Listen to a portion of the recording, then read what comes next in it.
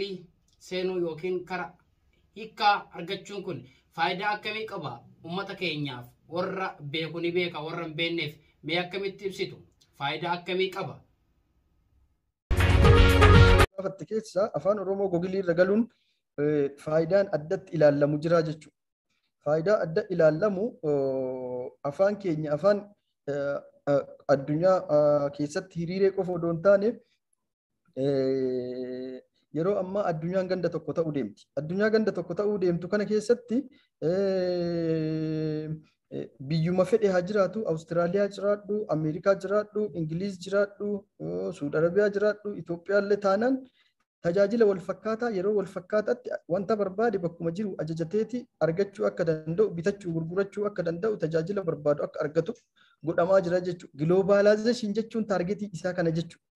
Marsaalee hawaasaa yeroo ammaa Feesbuukii, Tiwiitarii, Instaagiraamii jennu kun hawaasa ganda tokkotti fidutti adda durummaadhaan xiyyeeffannoon kan kennameef kanaaf jechuudha. Googiliin fa'a amma warroota dhaabbilee uummata ganda tokkotti fiduudhaaf hojjetaa jiran keessaa isaan ijoo jechuudha. Intarneetni faayidaa inni keessatti hojjetuu fi dhaabbilee haala sasalphaadhaan hojii sasalphaadhaan namaaf kafalan wal barsiisuu yeroo ammaa saffisa akkamiitiin guddachaa jira. Saayibar seekuriitii teekinooloojii keessatti kan hubannu ta'a jechuudha. Addunyaan saffisa guddate keenya faayidaa irraa immoo fayyadamuu keessattuu immoo dargaggeessi immoo jireenya isaa quufee hin nyaatin kun humna isaa qabu dandeettii ekonomii qabu kana maaliif wal qarqaaruu dandeenya carraa jiru walitti agarsiisuudha. Hedduutu jira nama hedduu irraa nyaatitti namoota naannoo isaa jiru sodaachisaa jira. Saayibar seekuriitii irraa hawaasa keenya of dabalatee maatii keenya akkam eeguu dandeenya?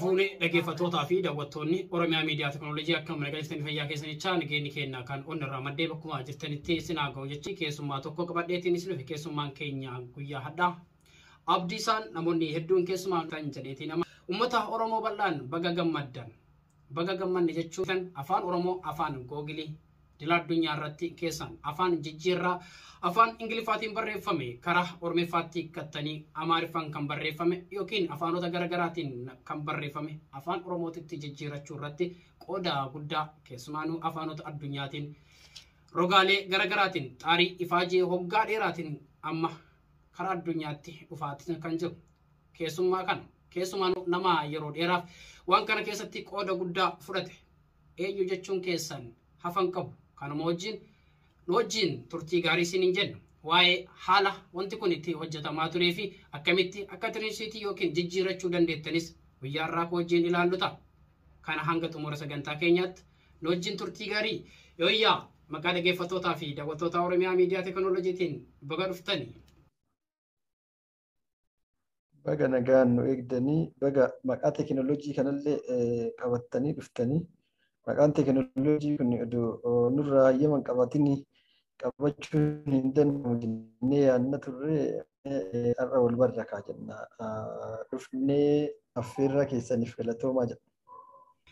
Okay, galatooma ulfaadhaa keessaan namoonni hedduun karaa keessootiin kan isin beekan karaa ogummaa keessan keessumaanuu akkuma isin nuun jechaa jirtan teekinooloojiin keenya nuti isin dura itti ifaaje maqaa keenya fudhattanii maqaa keenya nuuf deebisaa jechaa jirtan nullee keessan isinillee keenya kanumaafuu baga dhuftan isinin jenna. Asumaan maqaa uummata Oromoo bal'aatii fi maqaa keessan dhaggeeffattootaa fi daawwattoota keenyaatiin irra deddeebi'ee baga milkooftan baga gammaddan ifaajee bara dheeraas baga galmaan geettan isinin jedha. Abdiin eessa dhalate eessa guddate akkuma kanaan ammoo abdiin nama akkamitti waan jedhu hawaasa bal'aanis kasi beeku si haa beeku kasi hin beekne si haa baratu jechuu barbaada.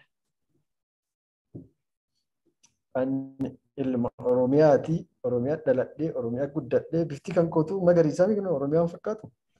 Kanaafuu yoo hedduu bakka hedduu dhalootallee kana jedhee himachuuf illee ulfaata. Baaletti dhaladhee Arsii lixaa ture. Dodolatti of bareechuu danda'a. Magaalaan kan koollee itti guddadhee achuma jechuu danda'a.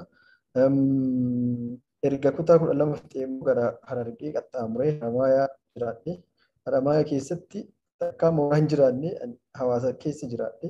Awwadaa, Dirree Dhawaa, Harar, Haramaayaa, Baate kan jedhamu bakka sadii bakka dhufanuyyuu tiraafiika tokko jira. Hiriyyaan kan koo isaa wajjin jiraanna waan ta'eef. Abdii karaa gaafii keenya ijootti yoo deemne mee Abdii ammaa kana afaan Oromoo akka afaan addunyaa yookiin tarree addunyaatti dhiyaatuu fi qooda guddaa keessatti akka baaste Abdii qabaa. Keessumaanuyyuu ni beeku. Haa ta'u mee Abdii waan kanaaf kaka'umsa maaltu sii ta'e?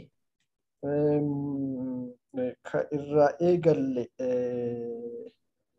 nuti warra ulee walakkatti fuudhe malee warra eegalee miti. Kijibuun hin taatu jechuudha. Dubbiin ka eegalamte waggaa 17 dura Muhammad Adamoo fa'aan eegalamte. Xalayaa walii barreessaatti turanii jalqabaniiti hanga danda'an yaalaa turan jechuudha. Gareen Muhammad Adamootiin durfamu eegalee ture. Sanfaantii namoonni garaagaraa yeroo garaagaraatitti dhiibbaa godhaa turaniiru jechuudha. Garuu immoo Oromiyaa irraa maddii wayii jiraatuun dirqama ture afaan kana ol baasuudhaaf. Oromiyaa irraa kuusaan afaan kanaa gidduu afaan kanaa Oromiyaa waan ta'eef Oromiyaa irraa wanti fiidi ta'u jiraachuu qaba jecha wanti inputii wayii Oromiyaa irraa kennamutu dirqama ture jechuudha. Namoonni biyya alaa jiran dhaabbilee garaagaraa keessa jiran Googilii irratti ol galchuudhaaf yaalii hedduu namoonni yaalanii jiru. Namoota haga ammaatti qunnamee wal qunnamne hedduutu jira. Meebii kan waliin qunnamin illee jiraachuu danda'a jechuudha. Garuu immoo nuti dhaloonni ammaa kun dhaloota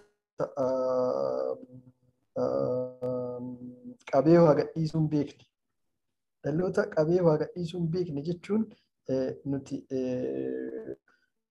taaneeti akkuma qabsoo bara wayyaanee dargaggeessi godhee agarsiise san waliin ta'eeti dargaggeessi akka milkaa'uu danda'u bareera jechuudha.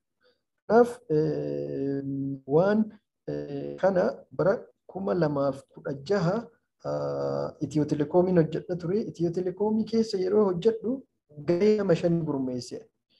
Garee ijoollee hiriyoota kan kootii nama 5 gurmeesseeti. Uummanni keenya teekinooloojii keessa hin jiru waan ta'eef dhaabbata teekinooloojii of danda'e ijaaranneeti bahuu qabna. Qacaramnee hojjetuu hin qabnu yaada jedhu kaase. Wantoota keenya akkuma argaa jirtan akkuma dhagaa jirtan abdiin eenyu kan isin eegalluun abdiin eenyummaa isaatiif maalummaafis saba ofiitiif maal godhaafi aarsaa saba ofiitiif kafaluu qabus immoo kan ifaan ifatti fuulaa fuulatti isin himaa jiru. Ammoo abbaan hojii ofiitiin boona jechuun aarsaa Oromoo mammaaku haa ta'u immoo hojii aarsaa guddaa qabuuf namoota hedduun wal qindeessuun yookiin qindoominaan ammaa kana afaan federaalaa keessatti yookiin afaan biyyattii keessatti hacuucamu yookiin raadiyoo cabsa jechuun beekamu amma googilii cabsinee jira jedhee abdiin jechoota abdii keessaa isa kan koottaa waliin haa guddifnu waliin haa dagaagnu afaan keenya guddisuuf eenyutti eeguu hin qabnu jechuun yaaddannoo abdii isaati. Qabamee hidhamee achi immoo hidhaadhaa deebi'ee an hojii dhuunfaa eegalee hojii dhuunfaa eegaluu saniin immoo hojii dhuunfaa hin seenin intarnaashinaali Jarman Baarlee irratti bara 2017 ergamoo hadhee booda tasgabbii fi jireenya kan qofa argadhe rakkoo akkuma duraan kaase rakkoo keessa darbee hanga Adaamaatti keessa dabarsesan kaaseen ture. Achirraan immoo intervii OBN reediyoon irrannaa godhame tokko obbo Dinquu Dayyaasaa dhaggeeffateeti mucaa kana tattamaan barbaadaa jedhee an immoo wayyaanni jalaa dhokachuuf bilbila kan koo cufee ture.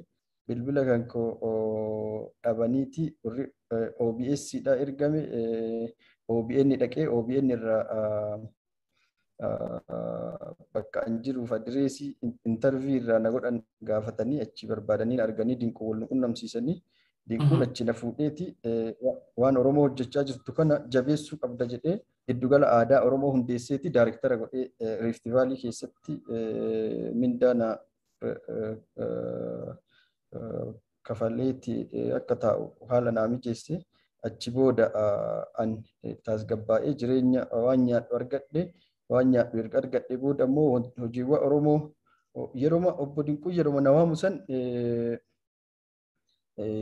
hojiiwwan teekinooloojii dhaabbilee isaa keessatti dhaabbilee hedduutu jira. Dhaabbilee kanneen keessatti teekinooloojii naa to'atta jedhee hojii hedduu natti himate yoo jedhu an danda'u hojii Oromoo hedduu harkaa waan qabuu fi hojii isin natti kennuuf jedhaa jirtan kana hunda an danda'u jennaani.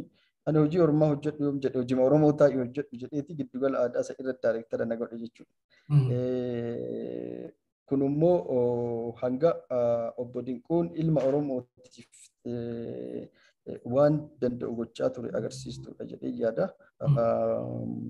Achi booda giddugala isa irra daayireektara ta'ee taa'aa osoo hin jiru hojiiwwan Oromoo kan jalqabsiise afaan Oromoo waan jalqabne weebsaayitii afaan Oromoo jalqabame kan itti fufsiisuun dirqama ta'e weebsaayitii san irratti odoo hojjechaa jirru bara 2017 irraa eegalee aga 2019tti daayireektara xiqqoo yoo jedhu warri Rift Valley illee waan jaalatee fi daayireektara hojii kiyyallee jabeeffatuu qaba. Hojiin kiyya hojii uummata Oromoo kanaas jabeessuu qaba jedheeti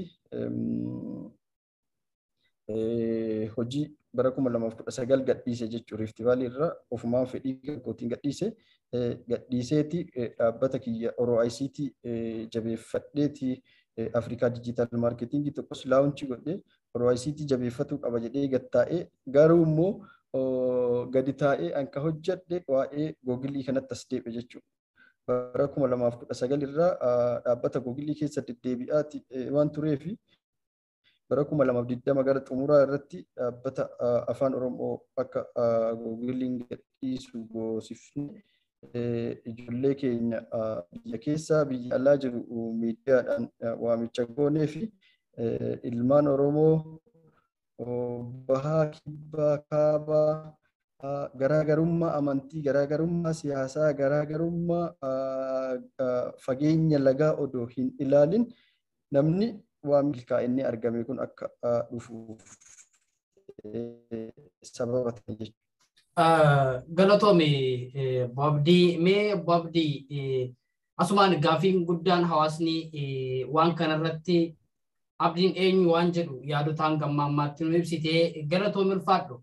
Mee keessaanuu gaafilee amma hawaasni Oromoo kaasaa jiru keessaa jalqaba mee faayidaan afaan Oromoo karaa googilii seenuu yookiin karaa hiikkaa argachuun kun faayidaa akkamii qaba uummata keenyaaf warra beeku ni beeka warra hin beekneef mee akkamitti ibsitu faayidaa akkamii qaba? Akkuma miidiyaa garaagaraa irra kaasaa ture afaan sadarkaa kana gahuun faayidaa jechootaan ibsuuf baay'ee rakkisu yookiin immoo jechoonni nama hanqatanidha. Kan jechuun afaan kun afaan reediyoo cabsa jedhamaa ture. Afaan biyya dhalootaa keessatti ittiin akka saalfatu nama afaan Oromoo dubbatu akka saalfateeti qucee waliin qaban. Yoo afaan Oromootiin konkolaataa tokko keessaa dubbatte girri jedhee garagalee nama laaleeti akka nama aayitiin uummata Oromoo keessatti namni akkasitti ija biraatiin ilaalamu nama yakkamaa ta'e yookiin immoo nama badii addaa wayii dalage yoo ta'e malee ilaalchi akka ija akkasiitiin ilaalamu hin turre jechuudha. Bara 2016 ijoollee garee nama 5 gurmeesseeti kaaffee keessa teennee afaan Oromootiin yoo nuti dubbannu akkana namni garagalee nu ilaala akka nama biyya kana keessatti namni akkasi ilaalamu nama adii nama faranjiin yoo biyya keessa dhufee jedhe gabaa keessa yoo faranjiin deemu namni girri jedhee garagaleeti ilaala namni baadiyyaa jechuudha namni kenna hubannoo dhabarraa jechuudha akka nama hin ta'inii wayiitti waan hubatuuf nama ilaalcha akkasiitti nu ture jechuudha afaan Oromoo qofa dubbatu kenna. San qofa odoo hin taane sadarkaa mana murtiititti afaan kanaan akka murtii hin arganne dhiibbaawwan siyaasaa godhamaa turan gurguddaa waan tureefi afaan kun akka awwaalamuuf boolliin qotamiin hin turre jechuudha. Kanaafuu afaan sadarkaa kana gahuu isaatiif namoonni hedduu aarsaa lubbuudhaa kafalanii jecha. Yeroo amma namoonni hedduu dhiyoo kana googilii irratti asiin nu gahuu keetiif galatoom abdiisaa jedhee namni hedduu maxxansaatti ture irratti ka galatoom abdiisaa miti jechuudha. warri aarsaa lubbuutu kafalee jira jechuudha afaan kana asiin gahu. Afaan kana asiin gahu warri lubbuu ofii kennee baay'ee waan jiruu fi nuti carraa argannee waan xiqqoo hojjenne kanaaf galata addatti wanni argannu hin jiru. Uummanni keenya waggaa 150 oliif dhimma siyaasaatii miti jechuudha. Dhimma eenyummaa kan kootti fufsiisuuf afaan kan kootiin tajaajila barbaade argachuu qaba. Afaan kiyyaan dubbadhee bitadhee gurgurachuu qaba. Afaan kiyyaan tajaajilamuu qabaadhaaf gaafii waggaa dheeraa gaafataa ture jechuudha uummanni kun. Kanaaf gaafii san keessatti afaan kun ol dhufeeti yaalii ilmaan saba tana keessaa ba'anii abdii isaaniillee isaan keessa jira malee kophaa miti jechuudha. Ilmaan santu ol fuudheeti afaan kanaa tarree afaan gurguddoo addunyaatti hiriirsisee jechuudha. Afaan gurguddoo addunyaatiin cinatti hiriire jechuun afaan Ingiliffaatiin walqixa ilaaleera jechuudha Googiliin.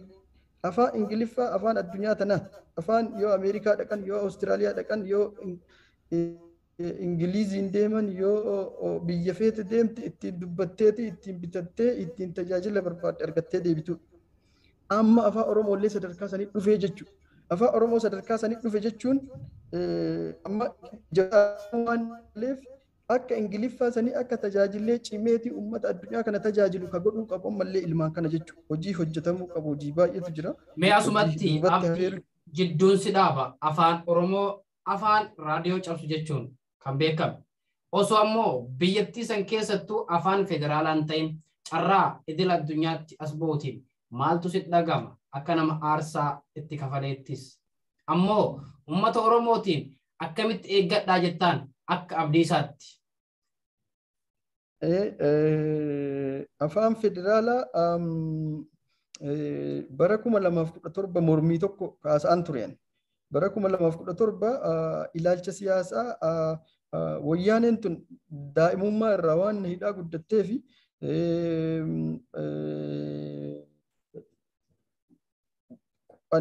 umrii waggaa 14 hidhameeraan. Umrii waggaa 14tti kutaa 8 yeroo jalqabaatiif kana hidhan jechuudha. Dodola keessatti yeroo meeqa hidhamee dodolaa kaba'e. Sababni ani itti hidhamee fi paartii siyaasaa ta'ee yookiin immoo qaama siyaasaa wayii ta'ee odoo hin taane gaafii gaafannaa maaliif kun ta'uu dhabee maaf kun akkana ta'uu dhabee wantoota jedhuun achirraan immoo barnoota adda duree fuuldura waan jirruu fi waan ijoolleen xixiqqoo haasoftu kana barattoonni faana buutee dodola Amboo lammaffaa jedhamtee beekamtii qabsoo Oromoo keessatti barattoota haayiskuulii dodolaa jechaan beekamuudha. Barattoota haayiskuulii kanaatiin wal qabateeti ijoollee kanneen keessa sodaachifneeti hamilee buusuu qabna ilaalchi jedhu waan tureef nu hidhaa guddattee jecha ilaalchina keessa ture sirrii waan hin turree fi an ogummaa kan kootii hojjechuu caala waa'ee siyaasaa kana irratti arraba qeeqaa waa akkas akkasii dhiyeessuun barreessa ture bara 2017 yeroo bara 2017 keessa Dr. Biraanii Masqal sababoota gurguddoo afaan Oromoo afaan federaalaa ta'uu qabaniif qorannoo dhiyeessee ture. Dr. Milkeessaa Midhaagaadha afaan Oromoo afaan federaalaa ta'uun faayidaa maalii akka qabu kitaaba barreessee ture. Gaafa isaan kana jedhan afaan Oromoo afaan federaalaa haa ta'u jettanii hin kadhatinaa jedhee afaan kan kootiin dubbadheera. Feesbuukiin kan koo achi as waan irraa cufameef feesbuukiin san malee ragaa san dhiyeessuu barbaadaa ture jechuudha. Milkaa'ina amma argaman. Sababni isaa wantiin yeroo ammaa addunyaan gara biyya takkitti ititti odoo hin taane gara ganda tokkootti dhufaarti. Addunyaa keessatti dorgomaa of gochuudha malee ganda tokko keessatti dorgomuuf homaa faayidaa nuun qabaatu jechuudha. Sa'aatii amma dhugaa dubbatuudhaa fi kijibuu fi quba nama qabuun hin taatu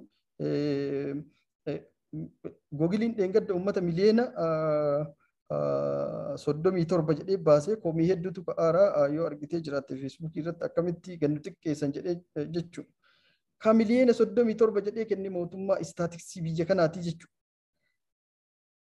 Istaatiksiin biyya kanaa waggaa dheeraadhaaf waggaa 10 oliif miliyoona 24 uummata Oromoo gabaasaa ture. Miliyoona 24 gaafa nuti gabaasaa turu istaatiksii kanarraa fudhata warri addunyaadha. Istaatiksii kanarraa ragaatu ragaan nuti dhiyeessineeti tajaajiloota garaagaraa addunyaa irra gaafataa turre nu harkaa kuffisaa akka ture keessaa tokko jechuudha. Warrummaa istaatiksiitu 37 tana oliisuyyuu angalateeffachuu barbaadaa jechuudha akka nama tokkotitti. Kijibuun hin taatu sobuuyyuu hin taatu jechuudha. Achirraan immoo jarris wanta hojjechaa jiran waan qaban natti fakkaataa jecha intarneet irraa kan hubadhutti.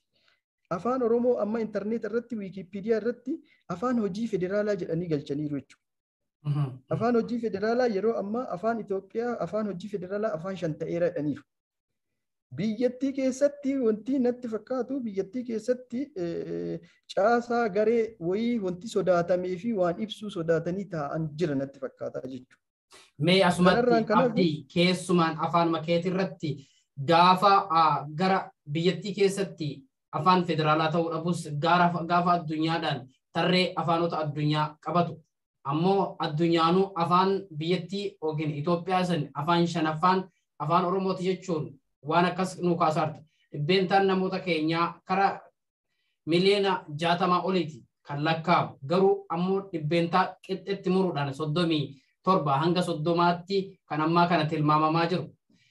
Rogeeyyiin yookiin immoo ogeeyyiin namoonni akka kenkeetii waan kana irratti maal si gargaaruu danda'an? Ammoo maal haa si gargaaranii feeta akka uummata Oromootii fi akka ogeessota namoota akka keetii idila addunyaa keessa jiru namoonni Oromoo hedduu garuu kan dhokatanii ol hin bayiniidha. Mee waan kanaan wanni si gargaaruu danda'an maaliif uummanni Oromoo maal si gargaaruu danda'a waan kana keessatti irrumaan nu dubbadhu? As biratti deeggarsinii fi wanti hojjetamu hin jiraata. Barbaachisaa ta'ee jennaan kaampeenii yookiin immoo duula uummata waamuu dandeenya. Googilitti illee duula uummata waamneeti lakkoofsi akka uummata sirraa iyyata itti galchuu dandeenya. Garuu immoo amma investigeeshinii yookiin immoo abuurraawwan tokko tokko wantoonni qorannoo gaggeessaa jiru jira. Qorannoo isa irraa akkan hubadhutti ummanni Oromoodha amma intarneetuma irra kagalee jiru Itoophiyaa keessayyuu miliyoona 57 kagalee jiru jira jechuudha. Keeniyaa irraa gara miliyoona tokko tuqaa wayii kagalee jiru jira jechuudha. Ameerikaa irraa gara 400tiin Somaaliyaa irraa biyyoota garaagaraa irraa ragaawwan funaannamanii qindaa'anii galaa jiran jiru. Kuni waan jajjabeeffamuu jecha qaamni waan kana hojjechaa jiru baay'ee itti cimuudha qabaa jajjabeeffamuudha qabaa jechuudha. Kanaafuu ragaan sun gaafa isteebil ta'ee gadi dhaabbatu ragaa isa agarsiifnee googilii jijjiirsisuu hin dandeenya jechuudha. So sun akka jirutti ta'eeti hawaasa deeggarsa hawaasaa gaafatuudhaa fi amma tokkoffaa kollaaboreeshiniin tiimii googilii wajjin uumamuu qabu. Googilii wajjin wantoota dudubbataa jirru jira, wantoota gadi dhaabbatintu jira, wantoota dhaabbatuu qaba dura waan ta'eef dursa wantoota saniif kennina ammatti deeggarsi hawaasaa bakka kanatti waamnu hin jiraatu jechuudha. Hawaasni garuu hubannoo qabatamaa qabaateet tokkoffaa uummanni keenya teekinooloojii irraa fagoo waan jiruuf teekinooloojiitti dhiyaatee waa isaa sirreeffatee waa isa barbaachisu wantoota ijoo akka baay'ina isaa afaan isaa teekinooloojii irratti wantoota adda durummaadhaan dhimma hawaasa kanaa alarti godhanii ibsan sirreeffatee lafaan qabu teekinooloojii irraa fagoo jirra waan ta'eef. Kanaafuu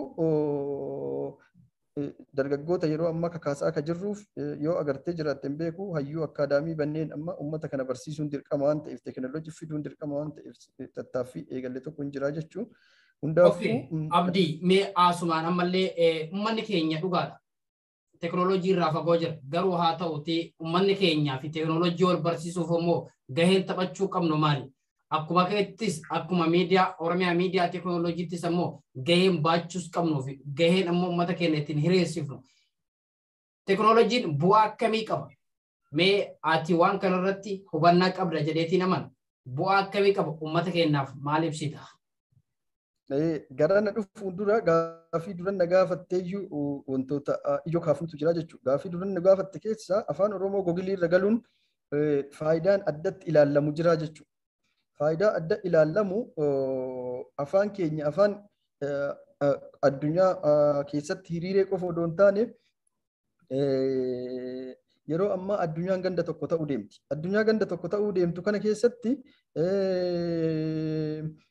biyyuma fedhe haa jiraatu, Awustiraaliyaa jiraadhu, Ameerikaa jiraadhu, Ingiliiz jiraadhu, Suudi Arabiyaa jiraadhu, Itoophiyaallee taanaan tajaajila wal fakkaataa yeroo wal fakkaataatti wanta barbaade bakkuma jiru ajajateeti argachuu akka danda'u, bitachuu gurgurachuu akka danda'u, tajaajila barbaadu akka argatu godhamaa jira jechuudha. Giloobaalaayizeeshin jechuun taargetii isaa kana jechuudha. Marsaalee hawaasaa yeroo ammaa Feesbuukii, Tiwiitarii, Inistaagiraamii jennu kun hawaasa ganda tokkotti fidutti adda durummaadhaan xiyyeeffannoon kan kennameef kanaaf jechuudha. Googiliin fa'a amma warroota dhaabbilee uummata ganda tokkotti fiduudhaaf hojjetaa jiran keessaa isaan ijoo jechuudha. Googilii irraa yoo fudhanne, Googiliin dhaabbata 206 ol uf jalaa qaba.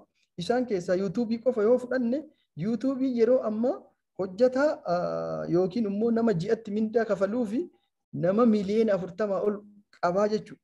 Nama miliyoona 40 ol jechaan biyya takkaa olii beeki kan. Namni miliyoona 40 biyya nama miliyoona 40 hin qabne baay'eetu jira.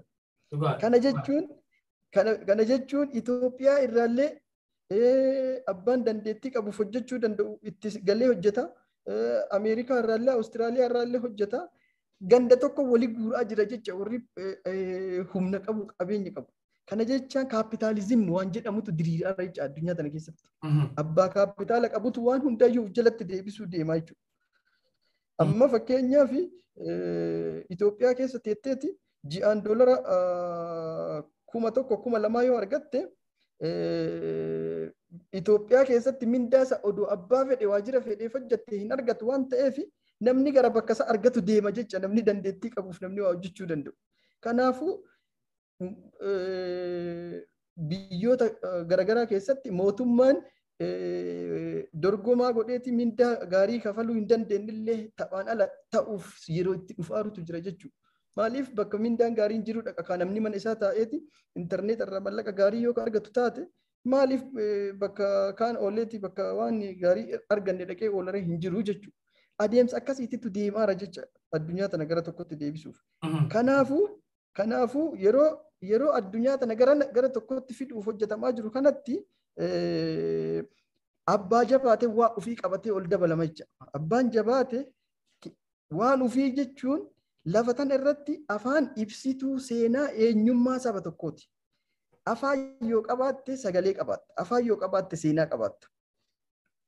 Seenaa kan kee qabattee addunyaatti dabalamuuf afaan kan kee addunyaatti dabaluun dirqama jecha. Addunyaatti dabaluuf afaan kan kee afaan saayinsii fi teekinooloojiin dorgomaa ta'u gochuun filannoo biraa waan hin jirre jechuudha. Yoo afaan kan kee saayinsii fi teekinooloojii hin dabalin afaan kan kee warra du'u keessatti ramadamaa jechuudha. Fakkeenya afaan 6,000 oltu jira. Afaan 6,000 ol jiru san keessa afaan 3,000 fi gara 500 yeroo gabaabaa hin du'a qorannoon jedhu mirkaneesseera. Itoophiyaa keessa yeroo baay'ee afaan sabaa afaan 80 ol jira jedhama. Dhiyoo kan amma qorannoon tokko akka agarsiisutti afaan 45 ol ni du'a jedhameera. Kun uummanni afaan san dubbatu dhumeetii lafarraa barbadaa'aara jechuu osoo hin taane kaan gara kaanii galaaraa kun gara afaan kaanii gara saba biraatitti afaan saba biraatitti galaa jira. Eeggatamaa jira jechuudha. Haala akkasiitti deemaa jira jechuudha. Kanaafuu afaan keenya dorgomaa ol gootee waan kan kee dabalattee qabattee deemta jechuun afaan Oromoo gara teekinooloojii ol guddifne jechuun eenyummaa keenya dhaloota dhufutti dabarsuudhaaf ejjennoo takka fuulduratti hankaarfanne akka jechuuti jechuudha. Kanaafuu googilii irra galuun eenyummaa keenya akka itti fufsiisuuf gara fuulduratti hankaarfannetti ilaalama. San qofa odoo hin taane dhaabbileen gurguddoon laga qaxxaamuran dhaabbilee idil addunyaadha. Afaan kan afaan hojii godhatu. Gaafa afaan hojii godhatan immoo afaan keenyaan tajaajilamuu, afaan keenyaan gurgurachuu, afaan keenyaan bitachuun akka Ingiliffaa kanatti banaa ta'a jechuudha. Akkasuma immoo afaan kana irraa dhalattoonni afaan kanaa carraa hojii argachuudhaan tajaajiloota lakkoofnee hin qabaa jechuudha. Afaan kana gara dabaluun. Teekinooloojii faayidaawwan akkanaa faayidaa teekinooloojii jette keessatti illee ilaaluu dandeenya jecha qabxiiwwan kanneen.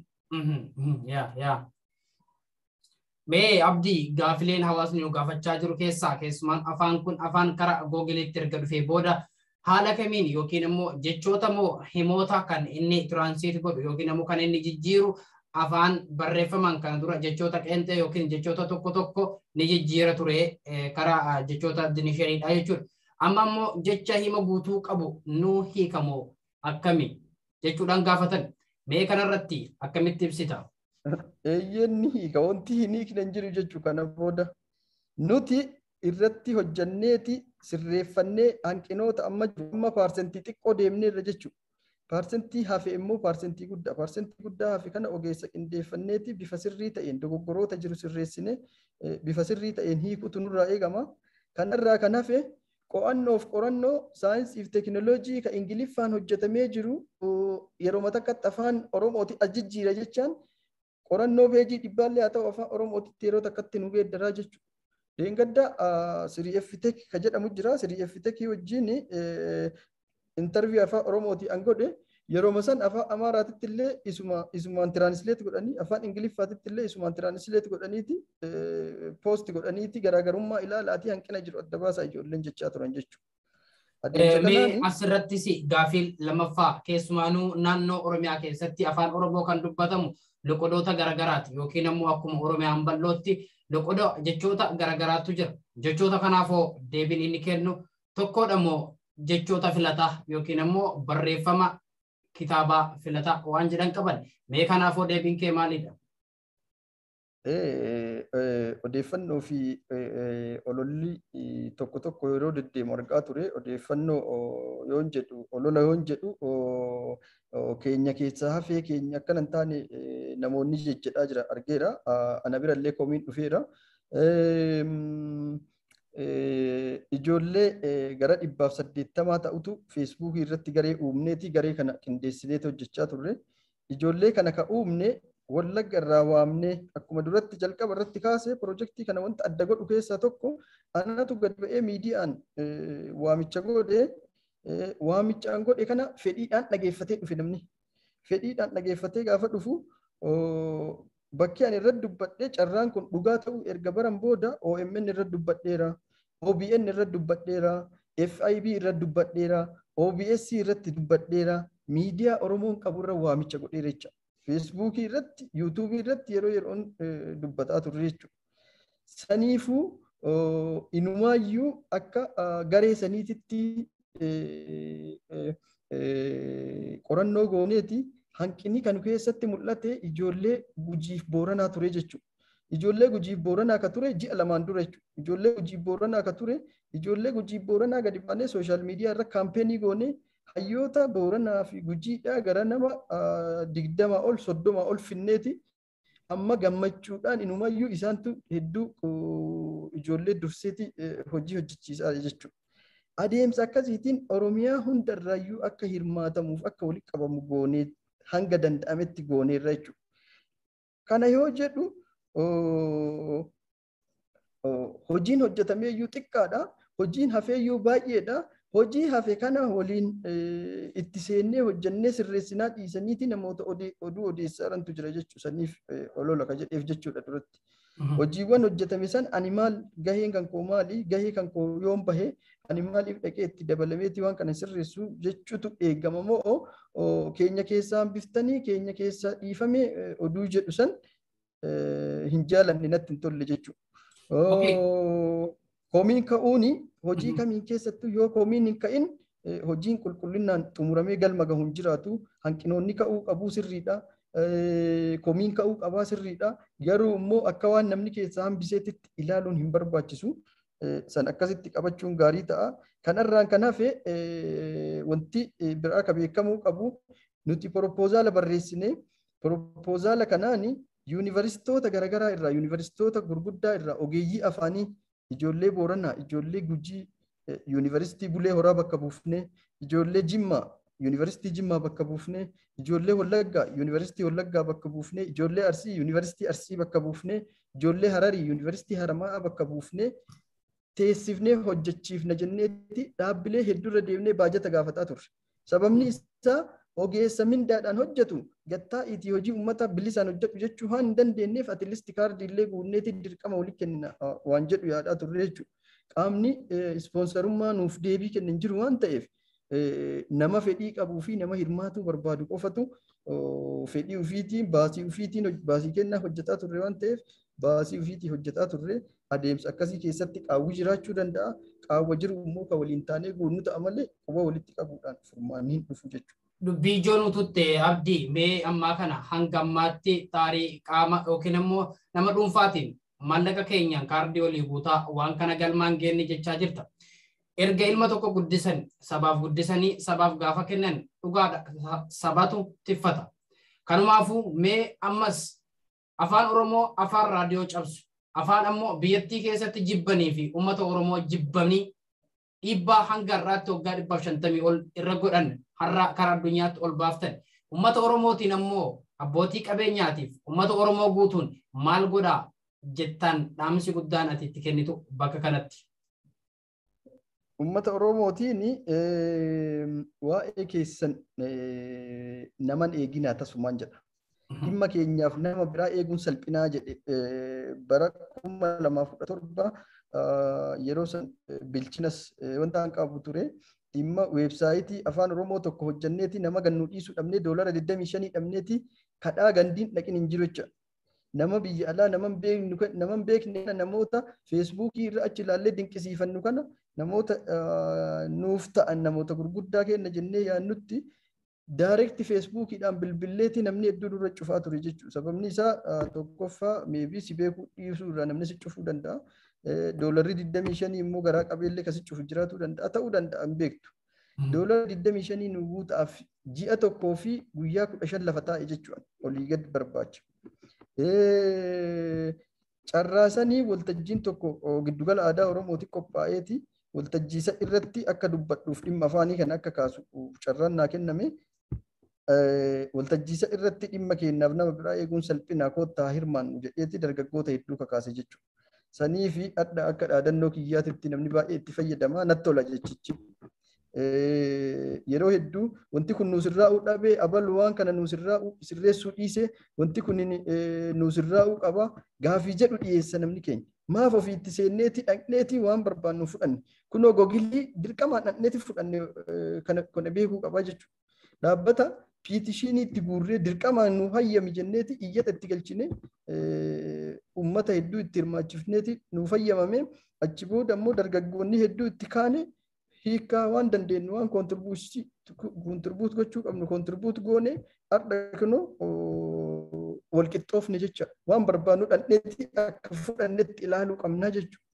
Kanaafuu waan barbaannu ka dandeettii qabu dandeettiidhaan ka qabeenya qabu qabeenyaan kan iddoo wayii jiru ka aangoo qabu aangoodhaan waan ofii kana cimsuu irratti xiyyeeffannaan kennamuudha qaba. Nama biraa eeguu irraa furmaanni dhufu hin jiru. Bara dheeraa dabarsinee waan keenyaaf nama biraa odoo eegnu wanti kun nuusirraa dhabe jenneeti wantootuma mana keenya cinaa jiran ebalu namni biraa dhufee akka nu sirreessu odoo eegnu wantoota baay'eetu nu miliqee jechuudha. Kun ta'uu qabu. Dhaloonni ammaa dhaloota kaka'aadha. Dhaloota waliinillee gadi bahee qabsaa'ellee injifatee argeedha. Kunoo googiliillee waliin taaneeti sadarkaa kanaan geenye waliin yoo ta'an waan kamuu akka injifachuu hin danda'u ifa nama eeguu irraa anarraa maaltu eegama quba ofitti qabuun dursuudha qabaa jechuudha. Akkasitti hubatuudha qaba namni keenya. Okay, abdii galatoomii ulfaadhu yeroo arsaa nu goote ammas immoo gaafii karaa xumuraatti deemutti jirra. Mee gaafii afaanota hedduun addunyaa irratti ni jiran fakkeenya afaan chaayinaa haa ta'u afaan ingiliffaa afaan ingiliffaa ni hiika beekamaadha. Afaanota meeqa hiikuu danda'a? Afaanota barreeffamoota afaan meeqaa hiikuu danda'a? Afaan Oromoo Googilii irratti jechuudha. Googilii irratti amma googiliin afaanota gurguddoo addunyaa jedhee duraan 900 ture aganaa kana 24 itti dabale waggaa 5 keessatti yeroo jalqabaatiif afaan 24tu dabalame ammas 33 afaan 33 afaan Oromoo afaan 133 kana hundattuu ni hiikamaa jechuudha. Nuti amma hiikaan nuti raawwannu kan Ingiliffaa qofa achirraan garuu immoo abbaan barbaade tajaajila afaanota 133 kana ka barbaadeen chaayinaa biyya chaayinaa deemeeti afaan chaayinaa beekuun narraa eegamu jechuudha. Afaan chaayinaa afaan Oromootitti qofa hiikadheeti tajaajila barbaadu gaafadhee fudhadhee galaa jechuudha. Okay, gaafin ijoon gaafadhe kana namootatu keessumaanuu waan kana gaafatan afaanota biyyoota meeqaa hiikuu danda'a yookiin immoo afaan Ingiliffaatii fi afaanota nuti bebbeennu Amaariffaa ta'uu Ingiliffaa ta'uu afaanota hanganaa kana hiikamoo keessumaanuu afaan Ingiliffaa akka addunyaattis waan beekamuuf ni hiika. Haa ta'u afaanota biyyoota biraa waan jedhanii nu gaafataniif gaafii kana si dhiyeessuu danda'e. Mee Abdii kara xumuraatti yaada ati uummata Oromootiif akka abdiitti ammoo ummata Oromootii fi waa'ee teknoolojii irraas ummata Oromootiif ibsitu. Uummanni Oromoo teknoolojii irraa fagoo jira. Teknoolojiitti akkamitti dhiyaadhaa jettaan ibsa teknoolojii irratti itti aansitee immoo yaada ummata keenyaaf dhaamtu garanumaan sirraa goolaba. Teknoolojii yeroo ammaa saffisa ifa aduutiin adeemaa jira.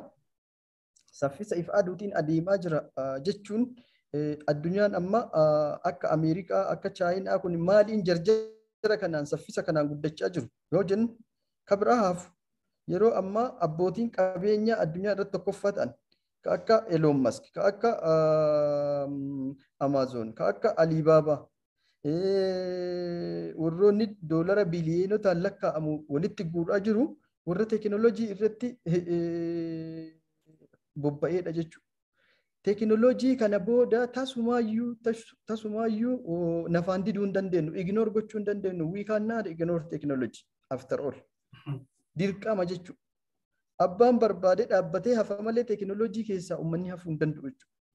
Kanaafuu teknoolojiitti dhiyaatuun barbaachisaadha. Teknoolojiin addunyaa tana dachaan tankaarfachiisuu qofa odoo hin taane guddina diinagdee addunyaa kana completely kallattii jijjiirsisaadha jechuudha. Guutumaan guututti. Kanaaf biyyoonni hin guddatin yookiin biyyoonni duubatti hafan dhiibbaa guddaa irra godhaaru teknoolojii jechuudha. Teknoolojii hojiirra oolchuu dadhabuu isaaniiti jechuudha. Biyyoota akka Itoophiyaa dabalate. Kanaafuu teknoolojiitti dhufuun wanta filannoo hin qabne. Teknoolojiitti as deemuu qaba hawaasni keenya. Kanumaafuu hawaasa keenya immoo lafumaa ol ka'eeti hawaasni keenya teknoolojii dhufuu qaba afaaniin jechuu qofa odoo hin taane qabatamaan lafarra waa hojjechuu qabna ilaalcha jedhu qaba. Qabatamaa wanti hojjechuuf deemnu hayyuu akaadaamii.com baneera. Hayyuu akaadaamii irratti barnoota bu'uura teknoolojii barsiifna. Barnoota bu'uura teknoolojii qofa odoo hin taane dargaggeessi keenya keessattuu biyya keessaa yeroo amma irra baay'een eebbifamee yuunivarsiitii baheetti hojiin dhabamee taa'u jira waan ta'eef yeroo amma iddil addunyaa irratti dhaabbilee baay'eetu hojii namaa kenneeti namaa kafala. Dhaabbileen hedduutu mallaqa namaa kafala. Yuutuubii dabalatee, Googilii dabalatee, Amaazoon dabalatee, Feesbuukii dabalatee, Tiwiitarii dabalateeti mallaqa namaa kafalu. Dhaabbilee biyya keessatti kafalanii fi biyya alaa itti kafalan amma Feesbuukii, Tiwiitarii maal biyya keessa kafaluu dhiisuu danda'a. Dhaabbileen biyya Itoophiyaa keessa kafalan immoo kan biraa jiru akka Googilii fa jechuun dhaabbilee kanneen hawaasa wal barsiifnee dargaggeessi keenya hojii uummateeti jireenya isaa akka jijjiirachuu danda'u gochuudhaatti xiyyeeffachuuf deemna. Kana qofa odoo hin taane ICT solutionii yookiin immoo OICT solutionii dhiyeessii oomishaalee teknoolojii sooftiweerii haa ta'u marsariitii weebsaayitii adda addaa sarvarii qabnaa. Sarvarii dhaabbileen garaagaraa daataa isaanii irra kaa'achuu danda'an weebsaayitii isaanii irra kaa'achuu danda'an. Akkasuma immoo diijitaal maarkeetingii qabnaa. Afrikaa diijitaal maarkeetingiin kiyya. Diijitaal maarkeetingii yeroo ammaa addunyaa tana guutuutti kan jijjiiraa jiru diijitaal maarkeetingiidha. Akkasuma immoo teknoolojii irratti konsaltiingii kennina, tireeningii kennina, wantoota garaagaraa hojjenna. Bifa kanaan hawaasa keenya utubuudha qabna jedheen amana. Isa qofa odoo hin taane miidiyaa irrattis hawaasni keenya teknoolojiidhaan cimuu qaba jedhee 3F'n tokko jira. 3F tokko irratti illee yeroo tokko artiklii teknoolojii barreessuu qofa odoo hin taane karaa yuutuubiitiinis gara meebii miidiyaa keenya kanneen irraallee qilleensa gaafanneeti teknoolojiidhaan hawaasa keenya cimsuu irratti hojiin hojjennu jiraachuu danda'a jedhee karoora qaba. Waan danda'an namni waan qabu kenne hin jedhamu. Addunyaa tana yeroo gabaabaa jiraata ilmi namaa yeroo gabaabaa jiraatu san keessatti hangam jiraatee odoo hin taane maal buusee deemee darbe jechuutu filatamaadha. waan dandeenyu hawaasa keenya gara giddugala teekinooloojii fiduuf kaayyoomti kijallee giddugala teekinooloojii hawaasa kanaaf gadi dhaabuudha. Hawaasni keenya giddugala hawaasni keenya keessatti of ilaaluu danda'u gadi dhaabuudha. Yoo waliin taanee jenne salphaadha. Imalli jalqabe itti fufaa jechuudha. Okay, Abdiisaa Galatoomi ulfaadhu sagantaan keenya guyyaa har'aa kanumaan goolabna yeroo biraa immoo yeroo bal'aa fudhannee kan waa'ee teekinooloojiitii fi uummanni keenya immoo teekinooloojiin uummata keenyaaf maali uummanni keenya immoo teekinooloojiif maali jedhu yaada irmaa goonee kan qabannu ta'a. Kanaaf immoo har'a waan turtiin wajjin gooteef ulfaadhu Galatoomi horii deebanii ammas immoo qalamaa fi sammuun keetis haa dagaagu siin jedha. Baay'ee ulfaadhaa Galatoomaa affeerraa naa gootaniif. Okay, ulfaadhu Galatoomi horii bulee deeban dhaggeeffattootaa fi daawwattoota keenya. Akkuma argaa jirtan akkuma dhagaa jirtan abdiin eenyu kan isin eegalluun abdiin eenyummaa isaatiif maalummaafis saba ofiitiif maal godhaafi aarsaa saba ofiitiif kafaluu qabus immoo kan ifaan ifatti fuulaa fuulatti isin himaa jiru.